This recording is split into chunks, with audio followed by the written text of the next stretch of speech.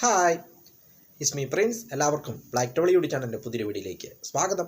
എന്തുണ്ട് വിശേഷങ്ങൾ? എല്ലാവർക്കും സുഖമല്ലേ? എല്ലാവരും ഹാപ്പിയല്ലേ? എല്ലാവരും ഫുഡൊക്കെ കഴിച്ചു? ഹാപ്പി ആയിട്ടിരിക്കുക. Anything happy life was to go on always positive ആയി. അപ്പം നമ്മളിന്ന് നോക്കുന്നത് അയോധ്യ സ്പെഷ്യാലിറ്റീസ്, അയോധ്യയുടെ പ്രത്യേകതകൾ. അപ്പോൾ അതിനെക്കുറിച്ചാണ് നമ്മൾ നോക്കുന്നത്. ഉത്തർപ്രദേശിൽ സരയൂ നദിയുടെ തീരത്ത് സ്ഥിതി ചെയ്യുന്ന ഒരു നഗരമാണ് അയോധ്യ എന്നത്. ഇത് അയോധ്യ ജില്ലയുടെ ആസ്ഥാനം കൂടിയാണ്. ഒരു മുനിസിപ്പൽ കോർപ്പറേഷനാണ് ഈ നഗരം. ഇവിടുത്തെ ടോട്ടൽ ഏരിയ എന്ന് പറയുന്നത് 120.8 കിലോമീറ്ററാണ്. ഇവിടുത്തെ പോപ്പുലേഷൻ, ജനസംഖ്യ എന്ന് പറയുന്നത് 55,890 ചരിത്രം പരിശോധിക്കുമ്പോൾ പണ്ടുകാലത്ത് ഈ നഗരത്തിനെ സങ്കേത എന്നായിരുന്നു വിളിച്ചിരുന്നത്.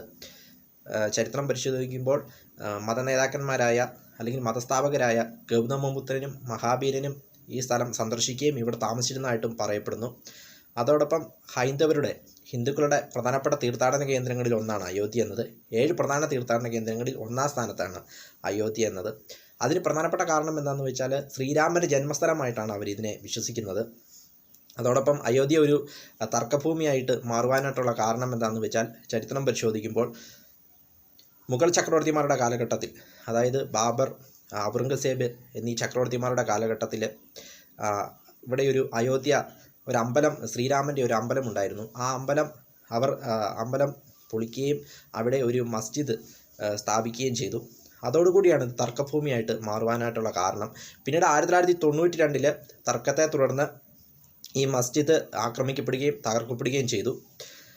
പിന്നീട് ഈ ഒരു കേസ് സുപ്രീം കോടതിയിൽ എത്തുകയും 2019 സുപ്രീം കോടതി സ്ഥലം സർക്കാരിൻ്റെ ആണെന്നും അതോടൊപ്പം അവിടെ ക്ഷേത്രം നിർമ്മിക്കുവാനായിട്ട്, രാമ മന്ദിർ നിർമ്മിക്കുവാനായിട്ട് അനുമതി നൽകുകയും ചെയ്തു.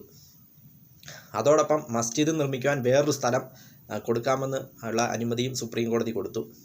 അങ്ങനെ 2020 ഓഗസ്റ്റ് 5 പ്രധാനമന്ത്രി നരേന്ദ്രമോദി രാമക്ഷേത്ര നിർമ്മാണം ഉദ്ഘാടനം ചെയ്യുകയും ചെയ്തു.